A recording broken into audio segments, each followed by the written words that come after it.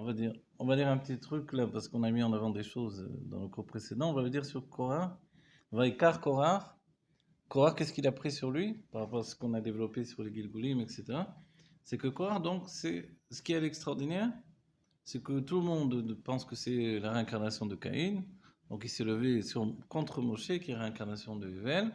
Et le Hari nous dit pas du tout. Korah, il est lui aussi la réincarnation de Hevel comme Moshe Rabbeinu. Seulement, l'âme, elle a plusieurs niveaux. Nefesh, Ruach, Neshama, Chayechida. Et Korah, il a un niveau inférieur à Moshe, mais aussi la réincarnation de Hevel. On dirait alors quel est le problème? Mais justement, comme il avait la même âme, il comprenait pas pourquoi c'est pas lui qui avait été choisi pour être prince de Sachevette. Il pensait qu'il allait avoir lui aussi l'honneur d'être. Et puis non, il n'a pas été choisi. Ça lui est passé sous le nez, malgré que c'était l'aîné, et ça lui revenait de droit dans sa vision des choses. Et Hachem a voulu que ça passe pas par lui, donc il a eu mauvaise, comme on dit. Et ce qui a mis le feu aux poudres, c'est que les Lévi'im, pour la Hanoukat à Mizbeach, ce que l'on dit, c'est-à-dire du Mishkan, ils ont été tondus de la tête aux pieds. C'est-à-dire, on les a tondus, on levé tous les poils, la barbe, les sourcils également. Tout.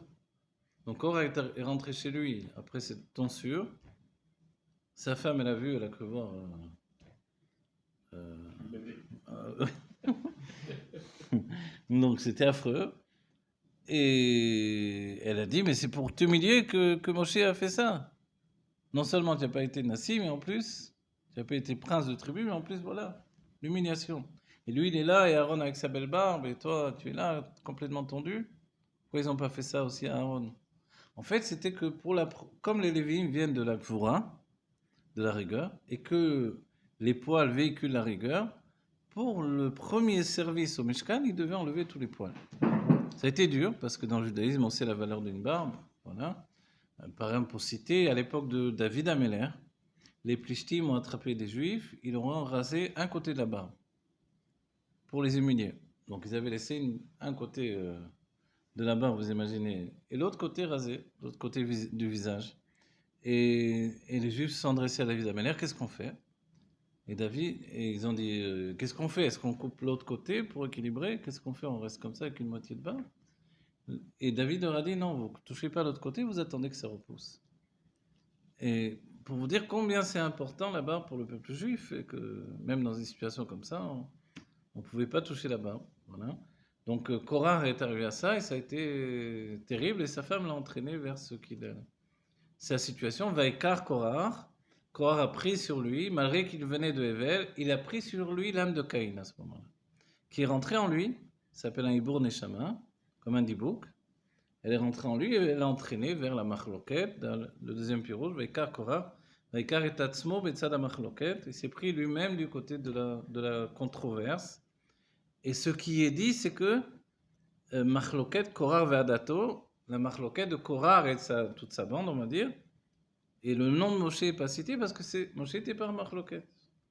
Moshe n'était pas en controverse, en dispute avec les autres.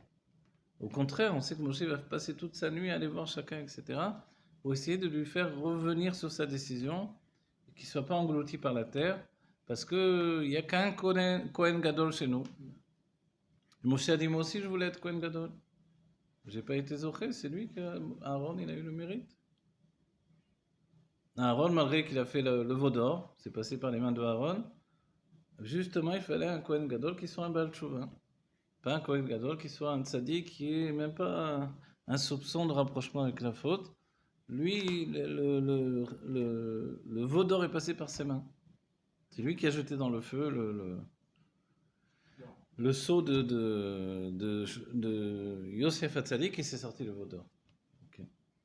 Donc en fait, Korah, à ce moment-là, il a utilisé tous ses atouts pour faire chuter le peuple juif avec lui. Pas le peuple juif dans son ensemble, c'était surtout les Lévi'im. Et là, pour nous, c'est un enseignement, c'est que jusqu'à présent, il y avait des disputes, il y avait des controverses, etc., des remous dans le peuple juif, mais les Lévi'im n'ont pas fauté dans la faute du veau d'or, les Lévi'im sont toujours attachés à Moshe, ils sont restés attachés. Et là, tout à coup, au sein des Lévi'im, c'est la révolte. C'est-à-dire que Dieu va de plus en plus dans le détail pour faire un tri en fait au sein même du peuple juif. Et Korah, lui, ce qu'il avait, on a dit, c'est qu'il était piquéar. Et on va citer le fait qu'il a entraîné avec lui même un héros du peuple juif, ce que l'on dit un sémel, un héros, un exemple de tout le peuple juif, Nachshon ben Aminadav, Nachshon, qui est archi connu parce que, qu'est-ce qu'il a fait, Nachshon? Il a sauté dans la mer le premier. C'est lui qui a sauté dans la mer quand tout le monde avait été dans la crainte de dire est-ce que la mer va s'ouvrir, va pas s'ouvrir, qu'est-ce qu'on fait, où on va, etc. Et avant même que Moshe ouvre la mer, il a sauté le premier dans la mer. Et après, la mer s'est ouverte et tous ils ont traversé. Mais lui, il a sauté quand la mer était encore la mer haute. Et Korah est venu le voir. Comment il a entraîné avec lui? C'est un enseignement que j'ai entendu de Rav Gizbo. Korah lui a dit, tu veux que je révèle à tout le monde qu'en réalité, tu as sauté dans la mer parce que tu portais le cercueil de Yosef. Et le cercueil de Yosef qui était en bois, ça flotte. Donc tu as sauté dans la mer parce que tu savais que tu ne pouvais pas te noyer. Donc, monsieur le grand héros, c'est le T là, il est venu nulle part, le grand héros, est-ce que tu veux que je dévoile à tout le monde la réalité et que tu perdes ton image de héros devant tout le peuple juif? Et là, Nachshon, il a eu la plus grande épreuve de sa vie. C'est de laisser révéler que peut-être, en réalité, c'est pas pour ça qu'il a plongé. Mais comme Korah a mis en avant l'idée que, moi je veux dire aux gens que c'est pour ça que tu as plongé dans la mer. Parce que tu savais très bien que tu n'allais pas te noyer. Nachshon s'est vu confronté à un dilemme terrible. Accepter que tout le peuple juif le voit plus comme un héros, mais comme un imposteur. Malgré qu'il était un vrai héros, c'est ça le truc. Qu'il n'a pas fait de calcul. C'est vrai qu'il portait le cercueil de Yosef, mais c'est pas rentré en ligne de compte chez lui. Mais voilà que, confronté à cette situation-là, est-ce que tu es prêt à faire Messirun Nefesh, un don de toi, sur l'idée que les autres pensent que tu n'as pas fait un don de toi?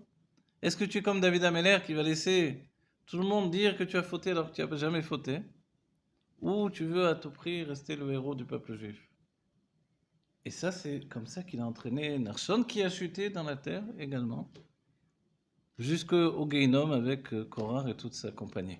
Donc Korah, c'est ça, c'est cette image d'un homme qui est capable de trouver le plus petit défaut de chacun, la plus petite faiblesse, qui va prendre le dossier caché, qui va le remonter à la surface, et qui va dire maintenant, j'ai de quoi t'attraper. Et comme ça, il a attrapé les uns après les autres, les uns après les autres. Et on cite la femme de On. Il y avait la femme de Korah qui a perdu Korah, et on dit la femme de On ben Pelat, sa femme l'a sauvée. C'était la veille de l'événement où tous ceux qui partaient avec Korah devaient venir avec l'actorette. L'actorette, vous vous rappelez, on la met sur une pelle. Pas comme les chrétiens comme ça, il y a des dessins de Gustave Doré. Donc on la met sur une pelle et on met l'actorette, et chacun va venir vers le Kodesh HaKodashim avec sa actorette. Et évidemment, qu'est-ce qui va se passer? Ben, ils vont tous mourir. Il y en a qu'un qui est Kohen Gadol, qui lui peut s'en sortir. Ok? Et en fait, toute la nuit, Korah a passé toute la nuit à aller voir chacun pour l'encourager pour venir avec lui le lendemain. On va tous être de Kohen Gadol, venez avec moi. Et qu'est-ce que faisait Moshe pendant cette même nuit? Moshe a passé toute la nuit à aller voir chacun pour leur dire de ne pas aller, de réfléchir, de revenir, de reprendre ses bons sens. Moshe Korah, toute la nuit. Et la femme de On Ben Pelat, elle a sauvé son mari. Comment? Elle lui a dit, mais tu es fou, tu vas chuter avec Korah. Reprends ton esprit, reprends tes esprits, réfléchis. Tu ne peux pas te lever contre Moshe, contre Aaron, c'est Dieu qui les a choisis, etc. Et sa femme l'a encouragé. Et lui, il a dit, mais maintenant je me suis engagé avec Korah, comment je peux plus aller en arrière, c'est terminé. Et elle va dire, laisse-moi, je m'en occupe, cache-toi. Mais lui, il a dit, mais demain matin, ils vont venir me chercher. Cache-toi et je m'occupe de les recevoir. Le lendemain, ils sont venus chercher On. Ils ont ouvert la porte, c'était une tente, donc ils ont tiré le rideau de la tente. Et qu'est-ce ils ont vu? Au lieu de trouver On qui se réveillait ou qu'il fallait réveiller, ils ont vu sa femme qui était en train de se coiffer les cheveux. Ils ont vu la femme avec les cheveux dénudés, ils sont tous partis en arrière. Et ils ont délaissé cette tente, ils sont ils ont été vers leur mission. Et ça, c'est extraordinaire en soi. C'est-à-dire que malgré qu'ils étaient en train de se révolter contre Moshe, ils n'avaient pas conscience qu'ils se révoltaient contre toute la Torah. Parce que quand ils ont vu une femme qui se découvrait les cheveux, ils ont détourné leur regard et ils sont repartis. Ils ont laissé On, ils l'ont laissé, qui a été sauvé grâce à sa femme qui a fait ce maasé-là. Et ça, c'est quelque chose d'incroyable. C'est-à-dire qu'il y a dans le peuple juif cette situation, et ça montre bien qu'en réalité, c'est vraiment un roi shtout, une folie qui les a entraînés vers la faute et vers la chute. C'est pour ça qu'on dit qu'il y a un Tana, ou un Amora, je ne me rappelle plus, qui dans le désert s'est retrouvé et il a entendu, dans une crevasse, il a entendu des voix qui chantaient Moshe, Emet, Vetorato, Emet. Et il est revenu, il est revenu vers Rabbi Yochanan, si je me rappelle bien, et il lui a dit, Rabbi Yochanan lui a enseigné, il lui a dit, c'est Korar Ve'adato. C'est Korar et toute sa troupe qui sont dans le Gehinom et qui chantent Moshe Emet, Vetorato Emet, sont en train de faire tchouva. Et on dit, vous vous rappelez que les enfants de Korar, puisqu'on a intelligé l'Amnatzar, l'Evne Korar, les enfants de Korar, ils ont fait tchouva à la porte du Gehinom, et du coup, ils sont restés dans une bulle pendant les 40 ans du désert, une bulle protectrice qui les protégeait du feu du Gehinom. Et après les 40 ans du désert, quand est venu le moment de rentrer en Eretz Israël, ils sont revenus à la surface, ils sont rentrés en Eretz Israël avec le peuple juif qui est rentré en Eretz Israël. Et ça, c'est extraordinaire. Ce qu'on voit, c'est que la tchouva, ça préserve du feu du Gehinom, mais ça permet de rentrer en Eretz Israël. Et ça, c'est merveilleux.